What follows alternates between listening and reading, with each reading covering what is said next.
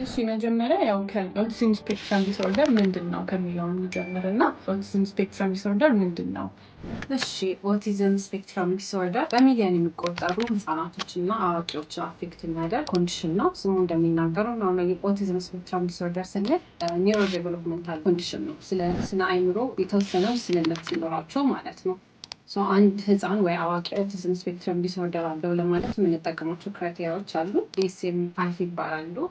በአብዛኛው ኦቲዝም ያላቸው ህጻናቶች ኮር ፕሮብለም አላቸው ብለን የምናስበው ሶሻል ኮሚኒኬሽን ፕሮብለም ይኖራቸዋል። ሶሻል ኮሚኒኬሽን ፕሮብለም ስንል ከሰው ጋር የሚግባቡበት ኮሚኒኬሽን ለየት ያለ ይሆናል ማለት ነው። አንደኛው ነን ቨርባል ኮሚኒኬሽናቸው ይዛባል። ማለትም ፑር አይ ኮንታክት ይኖራቸዋል። የሚፈልጉትን ነገር ኤክስፕረስ ማድረግ አይችሉም። ገለልተኛ ይሆናሉ ማለት የራሳቸውን ታይም በአብዛኛው ይፈልጋሉ።